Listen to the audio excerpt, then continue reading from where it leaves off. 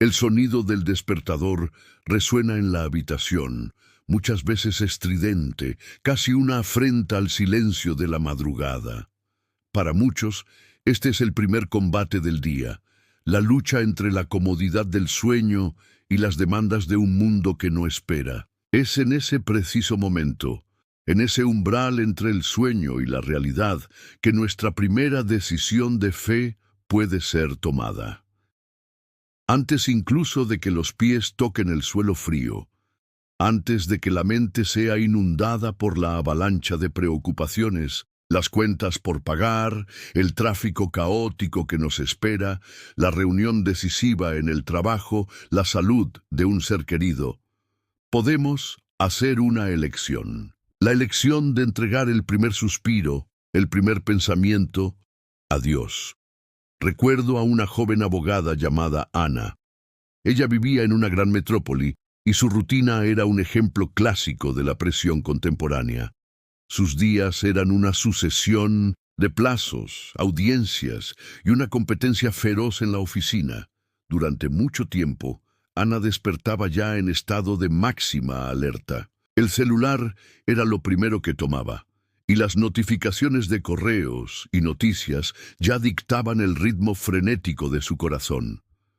Se sentía constantemente exhausta, ansiosa y reactiva, como si siempre estuviera un paso atrás, apenas apagando incendios.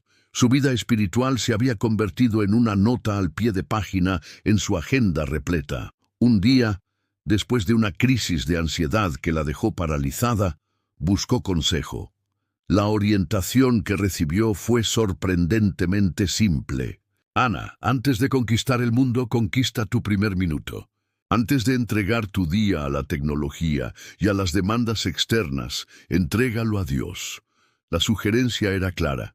En lugar de tomar el celular, que uniera sus manos. En lugar de leer los titulares, que recitara un simple «Buenos días, Padre. Este día es tuyo. Entrego mis fuerzas, mis debilidades y mi tiempo en tus manos. Guíame». Al principio fue un desafío. El hábito de conectarse al caos digital era fuerte. Pero poco a poco, Ana perseveró. Aquellos 60 segundos de oración intencional comenzaron a transformar la atmósfera de sus mañanas. No era magia, los problemas no desaparecían. El tráfico seguía allí. Los plazos aún eran urgentes. La diferencia estaba en ella. Empezó a enfrentar el día ya no como una víctima reactiva, sino como una hija amada, consciente de la presencia soberana y cuidadosa de Dios. Ese pequeño acto de consagrar el primer minuto del día se convirtió en su ancla. Descubrió que, al darle a Dios la primacía de su tiempo, Él reordenaba su percepción de todo lo demás. La paz que sobrepasa todo entendimiento comenzaba a guardar su corazón y su mente, no porque las circunstancias cambiaran, sino porque su punto de partida había sido radicalmente transformado. Ya no despertaba sola para la batalla, despertaba en la presencia de su comandante. La oración como brújula en medio de la niebla de la incertidumbre, una vez que establecemos esa conexión inicial, la oración de la mañana se despliega en su segunda función vital, se convierte en nuestra brújula. Vivimos en una era de exceso de información y de opiniones. Somos bombardeados por voces que nos dicen qué debemos ser, cómo debemos lucir, qué debemos comprar y en qué debemos creer. Las redes sociales nos presentan un desfile incesante de vidas aparentemente perfectas, de éxitos estruendosos y de felicidad inquebrantable, creando un contraste doloroso con nuestra realidad, con nuestras luchas silenciosas y nuestras inseguridades. Si no tenemos un norte claro, es muy fácil perdernos en esa niebla de comparaciones y expectativas irreales. La oración de la mañana es el momento en que calibramos nuestra brújula interna hacia el norte verdadero, que es la voluntad y la verdad de Dios. es cuando abrimos las Escrituras, aunque sea por unos pocos minutos, y permitimos que la palabra de Dios sea la voz más fuerte que escuchamos. Piensa en un piloto de avión. Antes de cada despegue, realiza una lista de verificación minuciosa. No confía únicamente en su memoria o en su experiencia. Sigue un protocolo para garantizar que todos los sistemas estén funcionando, que el rumbo sea correcto y que el destino pueda alcanzarse con seguridad. Nuestra oración matinal es nuestra lista de verificación espiritual. Considera la historia de Marcos, un empresario que estaba al borde de la quiebra. Su negocio, que un día había sido próspero, fue duramente golpeado por una crisis económica. La presión de los acreedores, la responsabilidad con sus empleados y el miedo de perder todo lo que había construido lo consumían. Cada mañana despertaba con un nudo en el estómago, y la primera voz que oía era la de la desesperación, susurrándole que era un fracaso. Las soluciones que el mundo ofrecía parecían atajos peligrosos, propuestas de negocios éticamente dudosas, la sugerencia de despedir a personas leales de manera injusta o simplemente declararse en bancarrota y abandonar el barco. Desesperado, Marcos decidió cambiar su rutina. En lugar de ir directamente a las hojas de cálculo de pérdidas, empezó a dedicar la primera hora de la mañana a la oración y a la lectura de los salmos. No pedía una solución mágica, sino sabiduría y dirección. Señor, oraba, no sé a dónde ir. Muéstrame tu camino, alinea mi voluntad con la tuya. Que mi integridad no sea negociada por mi desesperación. Día tras día, en medio de versículos que hablaban de la fidelidad de Dios, de su provisión y de su cuidado con los justos, la brújula de Marcos comenzó a reajustarse. La niebla del pánico empezó a disiparse, no porque el problema financiero desapareciera de la noche a la mañana, sino porque encontró una claridad moral y espiritual. Esa práctica lo fortaleció para tomar decisiones difíciles, pero correctas. Renegoció deudas con honestidad. Fue transparente con su equipo sobre la situación y con creatividad y trabajo duro comenzó a encontrar nuevos caminos para su empresa. La oración no fue una fórmula para el éxito financiero instantáneo, pero fue la brújula que le impidió perderse moral y espiritualmente. Lo guió a través de la tormenta, permitiéndole navegar con integridad aun cuando las aguas eran turbulentas. Aprendió que el éxito a los ojos de Dios no es la ausencia de problemas, sino la fidelidad en medio de ellos, vistiéndose con la armadura de Dios para las batallas del día. Después de ajustar nuestra brújula, la oración de la mañana nos prepara para la realidad de que el día por delante contendrá inevitablemente batallas. No me refiero solo a grandes crisis, sino a las luchas cotidianas que ponen a prueba nuestra paciencia, nuestro carácter y nuestra fe.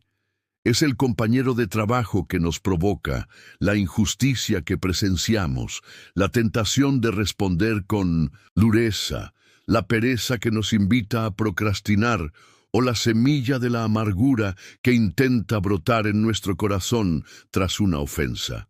La vida cristiana no es un parque de juegos, es un campo de batalla espiritual. Y nadie en su sano juicio entra en un campo de batalla desprotegido. El apóstol Pablo, en su carta a los Efesios, nos ofrece una imagen poderosa, la armadura de Dios. Nos instruye a ceñirnos con el cinturón de la verdad, a vestir la coraza de la justicia, a calzar los pies con la preparación del Evangelio de la paz, a empuñar el escudo de la fe, a tomar el casco de la salvación y la espada del Espíritu, que es la palabra de Dios. La oración de la mañana es el momento en que conscientemente vestimos cada pieza de esa armadura. No es un ejercicio de imaginación mística, sino un acto de apropiación de la provisión de Dios para nuestra protección y victoria. Piensa en un médico intensivista, el doctor Carlos. Su entorno de trabajo es un lugar de extrema tensión, dolor y decisiones de vida o muerte. Lidia diariamente con el sufrimiento de pacientes y la angustia de familiares. Es un escenario donde el cinismo, el agotamiento emocional, burnout y la frialdad pueden fácilmente instalarse como mecanismos de defensa.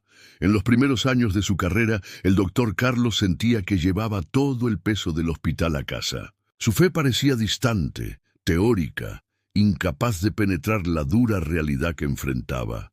Inspirado por un sermón sobre la armadura de Dios, comenzó a practicar una oración matinal muy específica.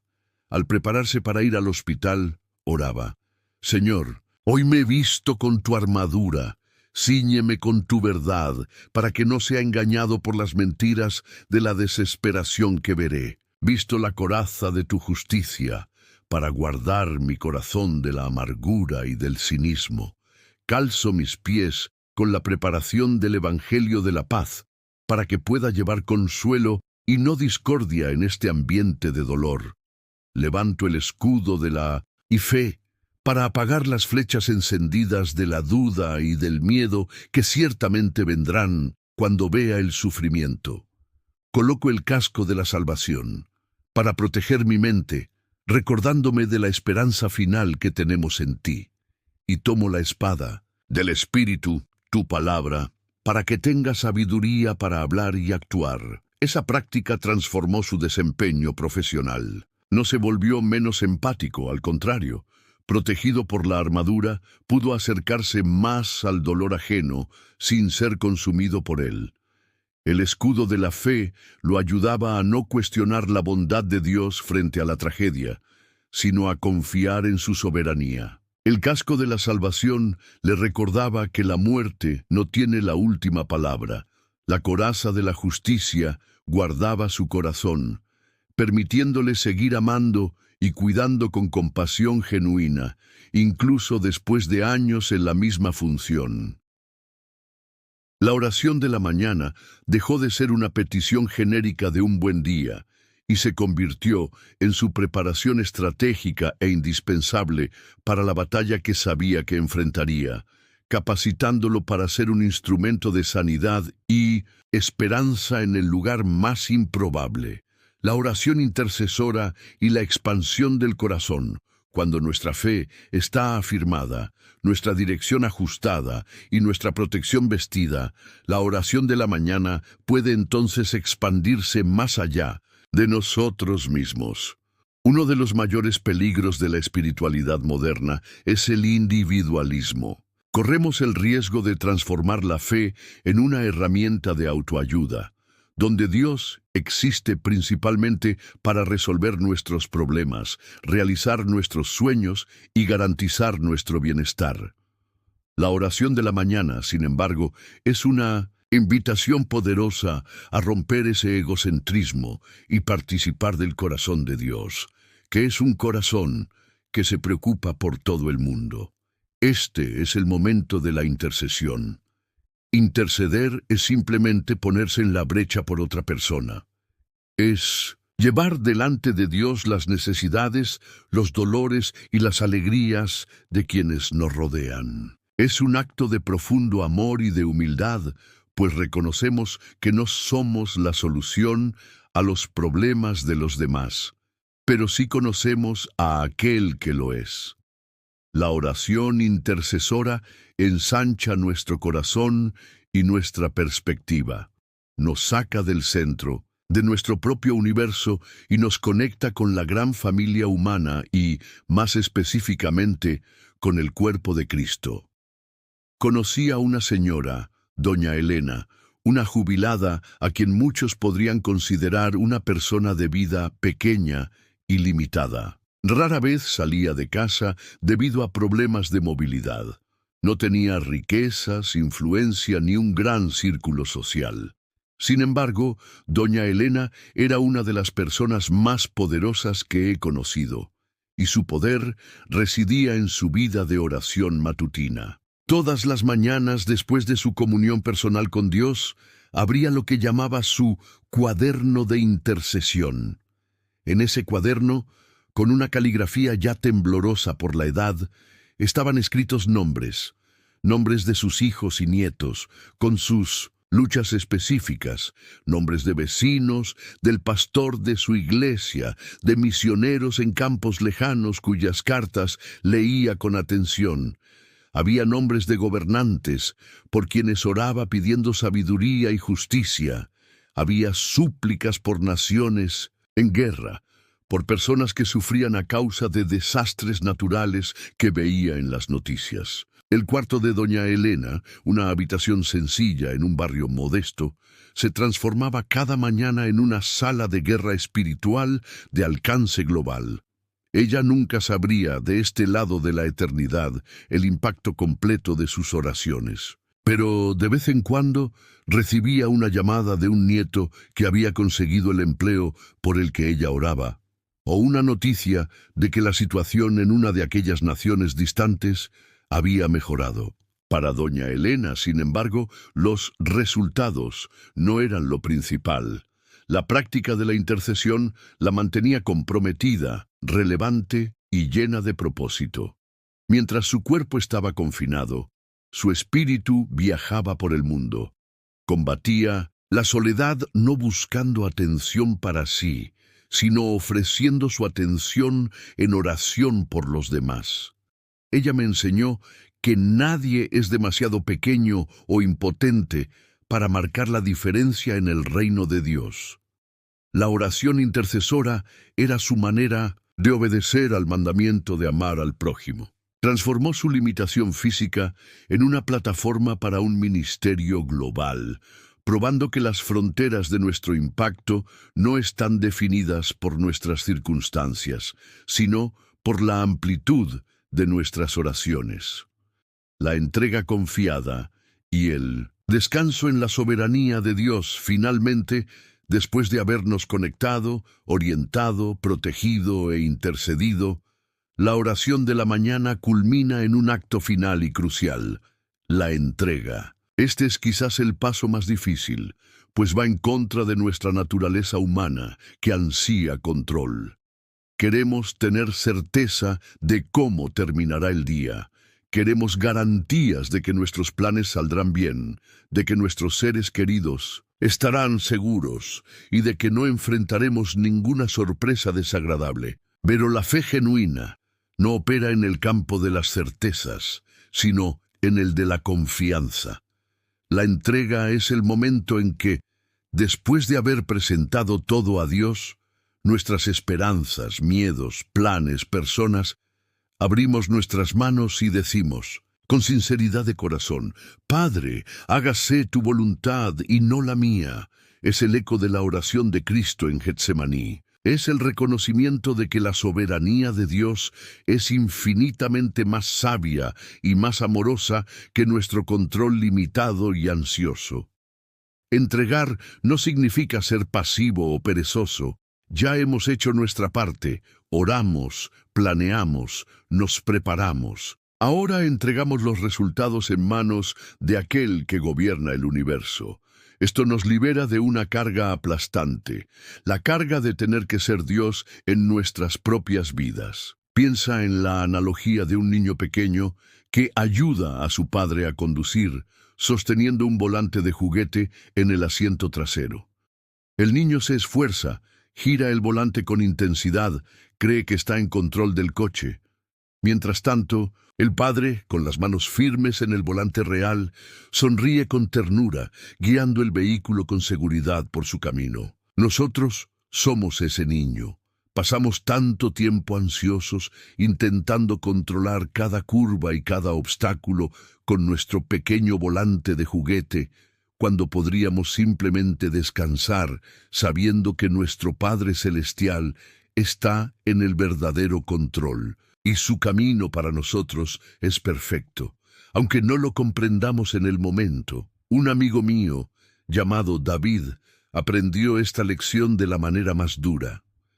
Él y su esposa intentaron tener hijos durante años, pasando por tratamientos de fertilidad, dolorosos y costosos. Cada mañana su oración era una súplica intensa, casi una exigencia, para que Dios les diera un hijo.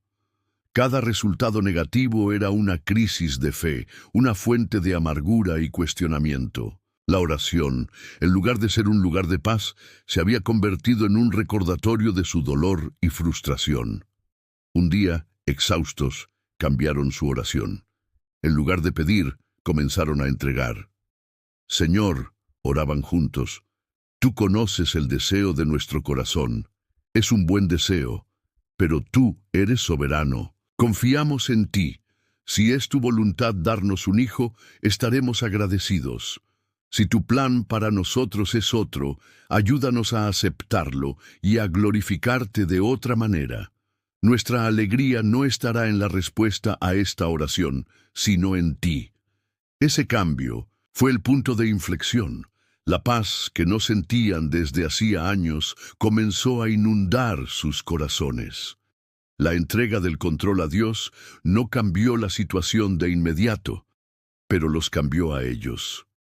Los liberó de la tiranía de un deseo no realizado. Meses después, de manera inesperada, recibieron una llamada sobre la posibilidad de una adopción que se concretó milagrosamente. Hoy ven a su hijo no como una respuesta que arrancaron de Dios, sino como un regalo lleno de gracia que recibieron cuando finalmente aprendieron a descansar y a confiar en la soberanía y en el tiempo del Padre.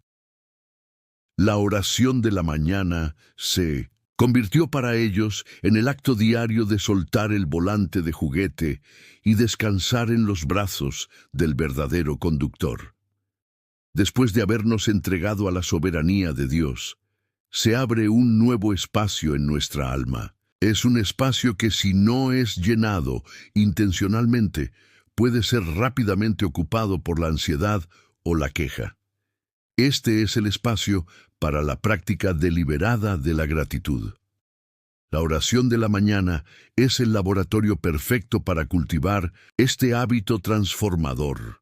La gratitud es mucho más que un simple gracias por bendiciones recibidas. Es una lente a través de la cual elegimos ver la vida. Es la disciplina espiritual que nos entrena a encontrar la mano de Dios, no solo en los milagros espectaculares, sino también en la belleza sutil de lo cotidiano. Vivimos en una cultura de insatisfacción crónica. Constantemente estamos programados para enfocarnos en lo que nos falta. La publicidad nos dice que no seremos felices hasta tener el próximo coche, el próximo smartphone, el próximo viaje.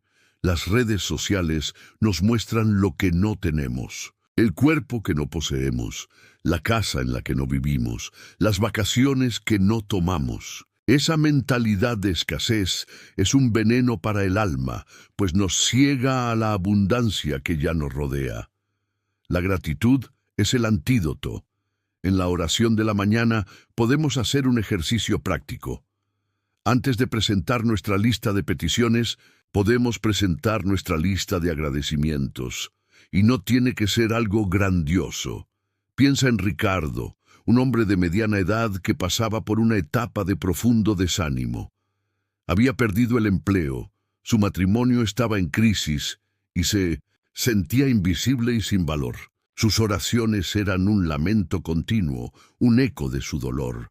Un consejero sabio lo desafió. Ricardo, durante una semana quiero que comiences tus oraciones matutinas enumerando 10 cosas por las que estés agradecido, y no pueden repetirse durante la semana. Ricardo pensó que el desafío era tonto. ¿Agradecido por qué? Lo he perdido todo, pensó. Pero por desesperación lo intentó. El primer día, la lista fue difícil y genérica. Gracias por la vida, por la salud, lo que quedaba de ella, por la comida. El segundo día tuvo que mirar más de cerca. Gracias por el sol que entra por la ventana, por el aroma del café, por tener una cama caliente donde dormir. Al tercer día, algo empezó a cambiar. Agradeció por la sonrisa que un desconocido le dio en la calle, por la llamada de un amigo que se acordó de él, por el abrazo de su hija. Al final de la semana, Ricardo tenía los ojos abiertos. Se dio cuenta de que, incluso en medio de su mayor crisis, su vida estaba llena de pequeñas gracias, de manifestaciones discretas del cuidado de Dios. Esta práctica no resolvió mágicamente sus problemas, pero cambió radicalmente su perspectiva. La gratitud rompió el poder de la autocompasión. Le recordó que su identidad no estaba en su cargo ni en su estatus, sino en el hecho de ser un hijo amado por un Dios que sostiene el universo y, aun así, se preocupa por pintar el cielo con diferentes colores cada amanecer. La oración de la mañana se convirtió en su laboratorio diario de gratitud, y esa gratitud se transformó en el fundamento sobre el cual comenzó a reconstruir su vida. Aprendió que la alegría no es la ausencia de problemas, sino la presencia de gratitud en medio de ellos. La gratitud nos enseña a celebrar al dador, incluso cuando no entendemos los regalos que Él nos da o permite que se nos quiten. La oración como espejo del alma y la invitación al arrepentimiento, cuando nos acercamos a un Dios santo, con un corazón agradecido. La luz de su presencia actúa como un espejo, y en ese espejo no solo vemos la bondad de Dios, sino también nuestra propia condición. La oración de la mañana, por lo tanto, debe ser también un momento de brutal honestidad y de humilde confesión. Este no es un ejercicio de autoflagelación ni de culpa paralizante, sino un paso esencial hacia la libertad y la sanidad. Ignorar nuestras fallas es como ignorar una herida infectada. No desaparece por sí sola, al contrario, se agrava y contamina en todo el cuerpo. En la prisa del día a día es fácil justificar nuestras pequeñas impaciencias, nuestras palabras ásperas, nuestros juicios apresurados, nuestra pereza o nuestra omisión. Estaba estresado, él lo merecía, nadie lo vio, nos decimos a nosotros mismos. La quietud de la oración matinal nos desarma. Ante la santidad de Dios, las excusas pierden su fuerza. El Espíritu Santo, con amor y ternura, nos señala las áreas donde nuestro carácter no refleja al de Cristo. Es el momento de recordar la respuesta grosera que dimos a nuestro cónyuge la noche anterior, el chisme en el que participamos en la oficina, la oportunidad de ayudar que ignoramos, el pensamiento impuro que alimentamos. Considere la historia de Lucía, una líder de ministerio en su iglesia, muy respetada y admirada por todos. Era eficiente, organizada y elocuente. Públicamente su vida parecía impecable. Sin embargo, en sus oraciones matinales, el espejo de Dios le mostraba una verdad dolorosa. Luchaba con un profundo orgullo y un espíritu crítico. Constantemente se comparaba con otros líderes. Sentía envidia secreta del éxito ajeno, y muchas veces sus motivaciones para servir estaban más ligadas a la búsqueda de reconocimiento que al amor genuino por Dios y por las personas. Durante mucho tiempo ignoró esos susurros del Espíritu. Al fin y al cabo, estaba haciendo la obra de Dios.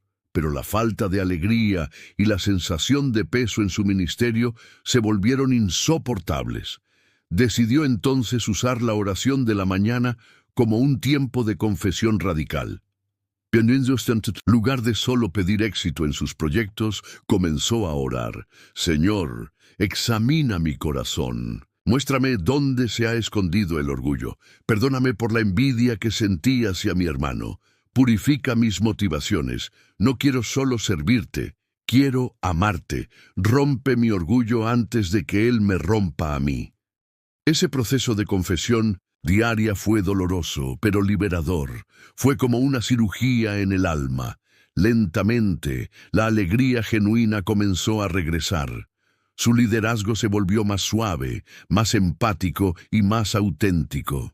Las personas comenzaron a sentirse atraídas no tanto por su eficiencia, sino por su humildad y por un amor que era claramente fruto del espíritu y no del esfuerzo propio. Lucía descubrió que el verdadero poder en el servicio cristiano no proviene de nuestros talentos, sino de nuestra debilidad rendida a Dios. La oración de la mañana se convirtió en su momento sagrado de alineamiento, donde se despojaba de sus pretensiones y se revestía de la gracia perdonadora de Cristo, capacitándola para vivir y liderar desde un lugar de verdad y quebrantamiento. El arrepentimiento diario no es una señal de fracaso, sino la marca de quien camina seriamente con Dios. La oración como ensayo para la eternidad y la renovación de la esperanza. Finalmente, la oración de la mañana nos ofrece algo que el mundo, con toda su tecnología y progreso, jamás podrá dar: una esperanza eterna. Nuestra vida aquí en la tierra, por más larga y plena que sea, es solo un preludio, un breve capítulo en la gran historia que Dios está escribiendo. Somos ciudadanos del cielo, viviendo temporalmente como embajadores en la tierra. La oración de la mañana es el momento en el que renovamos nuestro pasaporte celestial, por así decirlo. Es cuando recordamos nuestro destino final y realineamos nuestras prioridades a la luz de la eternidad. Las preocupaciones del día, que parecen tan gigantescas y urgentes, la fluctuación de la bolsa de valores, el resultado de un partido, la opinión de personas que apenas conocemos, se reducen a su debida proporción cuando son vistas desde la perspectiva de la eternidad. Orar por la mañana es como subir a la cima de una montaña antes de descender al valle de las actividades diarias. Desde lo alto tenemos una visión panorámica. Vemos el principio y el fin del camino, y los obstáculos en medio parecen mucho más pequeños. Esa perspectiva nos da una estabilidad y una paz que las circunstancias no pueden robar. Recuerdo a una pareja, Jorge y Marta, que enfrentó el viaje más temido por cualquier padre: el diagnóstico de una enfermedad terminal en 1900. Su hijo adolescente. El suelo se abrió bajo sus pies. El futuro que habían soñado se deshizo en un instante. El dolor era físico, una presión constante en el pecho. ¿Cómo orar en una situación así? ¿Qué pedir? ¿La sanidad? Sí, oraban por un milagro con todo el fervor de sus almas, pero sabían que necesitaban algo más profundo que la curación física de su hijo para sobrevivir a esa prueba. Sus oraciones matinales, hechas juntos al lado de la cama del hijo, se convirtieron en un ensayo para la eternidad. Leían pasajes del Apocalipsis que describen el nuevo cielo y la nueva tierra, donde Dios enjugará de sus ojos toda lágrima, y no habrá más muerte, ni llanto, ni clamor, ni dolor, porque las primeras cosas pasaron. No lo leían como una forma de negar la realidad dolorosa que vivían, sino como la afirmación de una realidad aún mayor y más verdadera. Oraban: Padre, este dolor es inmenso, este valle es oscuro, pero te agradecemos porque esta no es nuestra casa final. Te agradecemos porque la muerte no es el fin de la historia. Te agradecemos por la promesa de la resurrección. Afirma nuestra esperanza no en la curación que podemos ver, sino en la gloria que aún no vemos. Esa práctica no eliminó el dolor de la pérdida que llegó a concretarse, pero lo sostuvo de una manera que nada más podía. Les dio una fuerza sobrenatural para atravesar el duelo sin ser consumidos por la desesperación. La esperanza de la eternidad no era una fuga de la realidad, sino el cimiento que les impedía derrumbarse. La oración de la mañana se convirtió en el momento diario en que se aferraban a la promesa de que el sufrimiento presente no puede compararse con la gloria que ha de ser revelada. Aprendieron de la manera más profunda que nuestra fe no nos exime de las tormentas de la vida, pero es el ancla que nos mantiene firmes hasta que la tormenta pase y lleguemos al puerto seguro de la presencia eterna de Dios. Si esta reflexión tocó tu corazón y deseas profundizar en tu camino de fe, te invito a suscribirte a nuestro canal de YouTube. Allí compartimos mensajes semanales, estudios bíblicos y momentos de oración para fortalecer tu caminar. Haz clic en el enlace de la descripción, suscríbete y activa las notificaciones para no perderte ningún contenido. Crecemos juntos en la gracia y en el conocimiento de nuestro Señor.